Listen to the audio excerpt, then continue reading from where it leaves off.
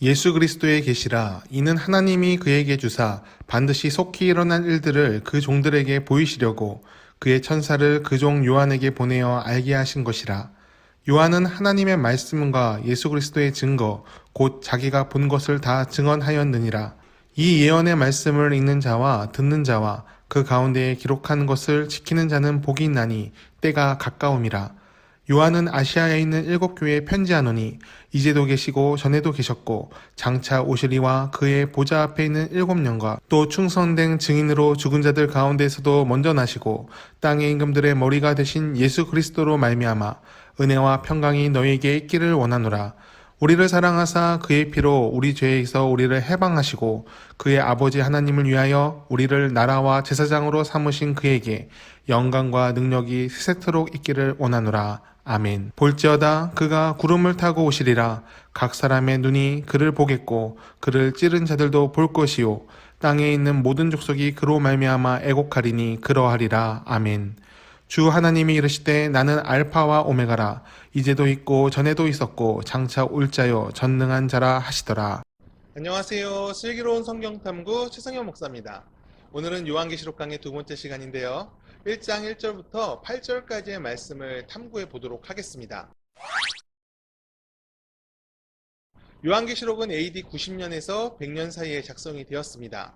당시 기독교는 유대교 안에서 한 분파로 인식되고 있었는데 AD 70년경에 큰 사건이 생깁니다. 로마의에서 예루살렘 성전이 파괴된 것입니다. 이때 사두개파가 몰락하면서 제2중심의 유대교가 사라져버립니다. 그리고 이후에 유대교는 바리새파에서 재건이 되는데 이 바리새파가 기독교인들을 이단으로 정죄해버립니다. 믿음을 버리지 않으면 출교시킨다. 그렇게 위협을 합니다. 근데 이 출교가 상당히 큰 영향을 끼칩니다. 요즘 같으면 그냥 교회 안 나가면 되지, 옆에 교회 다니면 되지. 그렇게 얘기할 수 있을지도 모르겠어요. 하지만 이 고대 시대는 그렇지가 않았습니다. 종교는요, 사회의 중심입니다. 그 출교라는 것은 내가 태어나고, 내가 자라고, 내가 함께하는 사람들과 있는 그 공동체에서 배제된다는 뜻이에요. 이때부터 교회에 큰 변화가 생기기 시작합니다. 교회 안에의 민족의 비율이 달라지기 시작했어요. 종전까지는 유대인들의 비율이 제일 높았습니다. 근데 이때부터 이방인, 헬라인들이 점점 많아지게 되었습니다. 유대인 중에서 유대교에 남는 선택을 한 이들도 많았고 또 바리새파가 이렇게 강력하게 배척을 하니까 새롭게 들어오는 유대인 그리스도인들이 줄어들게 된 거예요. 지금까지는 그래도 우리는 뿌리가 같아 그러면서 인정을 해줬는데 이제는 우리와 너희는 달라, 너희는 가짜야 이렇게 해버리니까 유대인 전도가 쉽지 않았던 것입니다. 그래서 교회는 이방인 전도를 중점으로 삼았고 비로소 이때부터 유대교와 분리된 기독교의 모습을 갖춰가게 됩니다. 그러나 이때 큰 고난을 겪게 됩니다. AD 90년경에 로마 황제에 도미티안이라는 사람이 올라가게 돼요. 그런데 이 황제가 자신을 신으로 숭배할 것을 강요합니다. 사실 이 황제 숭배는 새로운 것이 아닙니다. 이전 황제도 신의 반열에 자신을 올리고 이 황제를 숭배하라 이렇게 강요를 했습니다. 다만 유대교는 종교적인 특성상 황제 숭배에 참여하지 않아도 됐습니다. 유일신의 종교니까 특별히 인정을 해준 것이죠. 지금까지는 기독교도 유대교의 분파로 인식됐으니까 함께 혜택을 받았습니다. 하지만 도미티안은 기독교를 인정하지 않습니다. 황제 숭배를 강요했고 거부할 경우 핍박을 가했습니다. 로마의 모든 시대를 통틀어서 이때 순교한 사람이 제일 많습니다. 사도 요한도 순교의 위기에 놓였다가 반모섬으로 유배를 가게 됩니다. 그리고 거기서 요한계시록을 쓰게 된 거예요. 반모섬에서 요한은 예수님으로부터 계시를 받게 됩니다. 계시는 하나님이 주시는 것이죠. 하지만 요한계시록은 예수님께서 계시를 주십니다. 이는 예수 그리스도의 위치가 어디에 있는지 상징적으로 알려주는 일이에요. 보통 하나님의 뜻을 전하는 것은 천사의 역할입니다. 성경은 그 천사들을 가리켜 사자라 얘기하고 메신저라 얘기를 합니다. 그런데 예수님은 좀 다릅니다. 예수님은요, 메신저가 아니에요. 하나님의 사자가 아니에요. 하나님처럼 계시하는 존재, 그 계시의 주체가 바로 예수님이십니다. 곧 예수님이 하나님과 같다. 그렇게 얘기하는 거예요. 하나님과 예수님, 성령님께서 함께 역사하시는 삼위일체, 그것을 증명하는 것이 바로 이 구절입니다. 하나님의 계시는 미래에 대한 예언이 아닙니다. 계시는 사람에게 주어지는 하나님의 뜻이에요. 곧 하나님의 말씀, 그 모든 말씀이 다 계시가 되는 거예요. 그것은 미래의 일을 포함할 수는 있습니다. 하지만 그것에 제한되는 것은 아닙니다. 이게 무슨 말이냐? 노스트라다무스의 예언을 보는 것처럼 요한계시록을 봐서는 안 된다는 거예요. 모든 성경은 하나님의 감동으로 쓰여졌습니다. 그래서 성경은 분명한 목적이 있습니다. 사람을 향한 하나님의 사랑, 그리고 구원, 또 포기하지 않으시는 하나님의 그 인내하심이 그 안에 들어 있습니다. 요한계시록도 그 큰 틀에서 벗어나지 않습니다. 우리는 계시록을 읽으며 하나님의 마음을 살펴야 합니다. 문자 하나하나에 매여서 미래에 대한 힌트 찾기 하고 있는 것이 아니라 오늘 내게 말씀하시는 그 하나님의 뜻과 마음을 깨달아야 한다는 거예요. 요한계시록은요, 서신의 형태로 쓰였습니다. 발신자가 있고 수신자가 있습니다. 발신자는 요한입니다. 또 수신자는 소아시아 지역의 7교회입니다. 요한계시록 2장 3장에 보면은 그 7교회의 이름이 나와요. 에베소, 서머나, 버가모, 두아디라, 사데, 빌라델비아, 라오디게아 교회가 바로 그 수신자들입니다. 지금의 튀르키예 지역이죠. 초기 기독교가 번성했던 지역이고 지금도 유적이 많이 남아 있습니다. 요한이 계시록에서 말하는 7교회가 바로 여기 있었습니다. 수신자가 이 7교회지만 사실 이 7교회만 보라고 요한계시록을 남긴 것은 아닙니다. 요한계시록은 회람서신이에요. 돌려보는 편지라는 뜻이죠. 지역에 중심된 교회를 거론하고 그들과 함께 신앙을 지키고 있던 이들에게 요한계시록을 보냈습니다. 요한이 7교회를 수신자로 정한 것은 우연이 아닙니다. 이 교회들은 요한과 관련이 깊은 교회들이에요.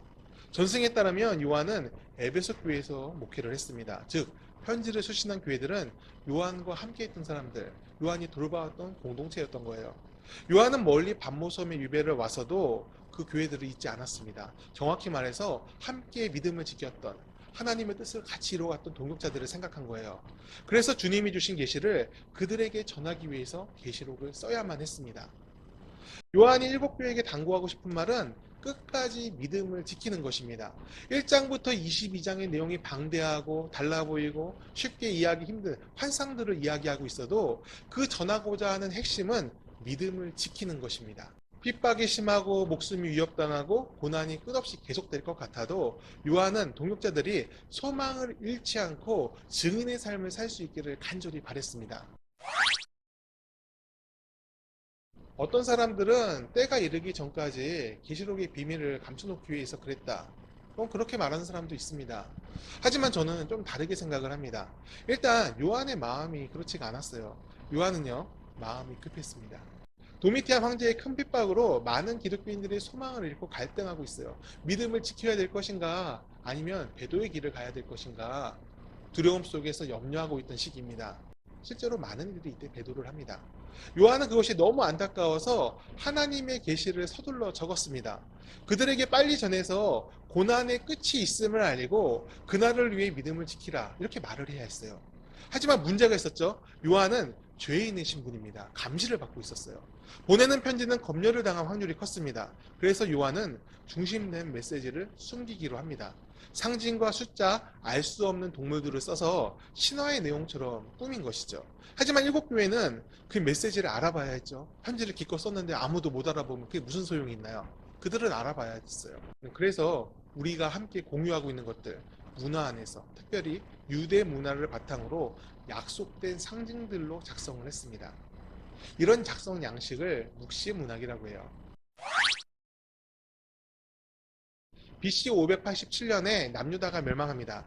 이스라엘 백성들은 오랫동안 식민지 생활을 해야 했습니다. 아수르, 바벨론, 알렉산더 자국, 로마에 이르기까지 아주 긴 시간 동안 이방 민족의 지배를 받습니다. 생활과 신앙이 매우 고단했던 시기입니다. 종교적으로 예속되어서 하나님의 성전에 그 스룹바벨이 재건한 성전이 있지 않습니까?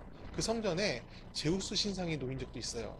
또 그 성전에 돼지 피가 뿌려져서 모욕을 당한 시기도 있었습니다. 그러한 암흑기에 묵시 문학이 나타납니다. 계시와 예언을 통해서 장차 오실 메시아를 전하고 그 형식을 신화적으로 표현을 하는 거예요. 쉽게 알 수 없게 작성함으로 신비함을 더한 것이죠. 다니엘서 7장 이외의 내용이 묵시적인 요소를 잘 표현하고 있습니다. 꿈과 환상으로 앞으로 일어난 일을 난해하게 표현한 것 같아도 그 묵시의 핵심은 하나님께서 이스라엘을 회복시킬 것이다. 그 그것이에요. 예수님께서 오실 시기에 이 묵시가 광범위하게 퍼져 있었습니다. 그래서 많은 이들이 메시아를 기다렸고 그 내용대로 이방인을 몰아내고 다윗의 왕국을 다시 회복시킬 것을 믿었습니다. 물론 하나님께서 계획하신 구원은 사람들의 생각하고 많이 달랐습니다. 하나님께서는 유대 왕국의 회복이 아니라 하나님의 형상이 회복된 자녀를 원하셨습니다. 요한계시록은 이 묵시 문학적인 요소를 따르고 있습니다. 계시와 예언을 하고 상징을 사용해서 메시지를 심었습니다. 그리고 믿음이 있는 자들은 그것을 보면서 미래의 소망을 품습니다. 소망이 있어야 지금의 고난을 이겨낼 수 있기 때문입니다. 주 하나님이 이르시되 나는 알파라 오메가라 이제도 있고 전에도 있었고 장차 올 자요 전능한 자라 하시니라. 이 구절은 22장 13절하고 연결됩니다. 나는 알파와 오메가요 처음과 마지막이요 시작과 마침이라. 이는 문학적인 요소를 넣음과 동시에 시작과 끝이 하나님께 있으니 모든 것을 주관하시는 하나님을 믿고 끝까지 나아가라. 앞으로 나아가라. 믿음을 지키라. 그 당부를 남긴 거예요. 고난 가운데 있던 하나님의 사람들에게 소망과 비전을 주는 것, 그것을 위해 많은 선지자들이 고민을 했습니다. 나름의 효과적인 방법을 찾아서 전달하고자 했어요. 그 방법이 바로 묵시였습니다. 요한도 그러한 고민을 하면서 이 요한계시록을 기록했습니다. 이 예언의 말씀을 읽는 자와 지키는 자는 복이 있나니 때가 가까움이라. 신약에서 때라 하면 이 하나님의 시간을 뜻합니다. 카이로스죠. 세례 요한도 예수님도 때가 찼음을 선포하면서 이 사역을 시작했습니다. 요한도 마찬가지예요. 하나님의 시간이 가까이 왔음을 선포합니다. 하지만 이때는 세례 요한과 예수님과는 다른 하나님의 시간입니다. 그 전의 때가 구원의 선포였다면 이번에는 심판의 선포예요. 다시 말해서 예수님이 다시 오실 시간이 됐음을 선포하는 거예요. 예수님이 구름 타시고 올라가신 것처럼 구름 타고 다시 오실 것이다. 요한은 이렇게 선포를 합니다. 요한은 그때에 많은 사람들이 애곡할 거라 얘기해요. 주님께서 오신데 왜 애곡을 합니까? 믿음으로 따르는 자보다 배척한 사람들이 더 많았기 때문에 그렇습니다. 그들이 교만하여 그리스도인들을 핍박했으나 주님이 다시 오실 때에 그 대가를 치르게 될 것이다. 요한은 그렇게 메시지를 남겨요. 반면에 주님께 충성한 자들은 어떻게 됩니까? 예수님께서 그들의 이름을 기억하세요. 주님께서 충성된 자들의 눈물을 닦아주시고 그들의 신분을 신원해 주십니다. 종말은요, 모든 것이 끝나는 시간이 아닙니다. 믿음을 지키며 세상을 살아온 자들이 하나님의 자녀의 신분으로 드러나는 데가 바로 종말이에요. 요한계시록을 읽으면 내용이 참 난해합니다. 하지만 중심을 잡고 있다면 그 안에서 하나님의 마음을 읽을 수가 있습니다. 계시록은 큰 핍박이 있던 시기에 믿음을 지키라는 하나님의 명령을 전하기 위해서 기록되었습니다. 처음부터 끝까지 환난과 고난, 유혹에 맞서 믿음을 지킬 것을 강조하고 있어요. 이 중심된 메시지를 놓치면 격가지로 빠지거나 잘못된 해석으로 나아갑니다. 가장 크게 잘못된 것은 자꾸 종말의 날을 맞추려고 한다는 거예요. 예수님이 언제 오실 것이다. 이것을 자꾸 맞추려고 해요. 종말의 시간을 자꾸 알려고 하면 문제가 생길 수밖에 없어요. 그날은 아무도 알 수가 없습니다. 하나님께서 알려주지 않으신다고 이미 못을 박았기 때문에 그래요. 그런즉 깨어있으라. 너희는 그날과 그때를 알지 못하니라. 아멘. 알려주지 않으시는 것을 자꾸 알려고 하면 문제가 생기는 거고 정말 알려는 것을 알 수가 없게 됩니다. 요한은 종말의 시간을 알려주려고 계시록을 쓴 것이 아니라 종말의 시간까지 끝까지 믿음의 경주를 완주하도록 하기 위해서 이 계시록을 남겼습니다. 오늘 우리도 마찬가지예요. 지금은 믿음의 빛이 희미한 시기입니다.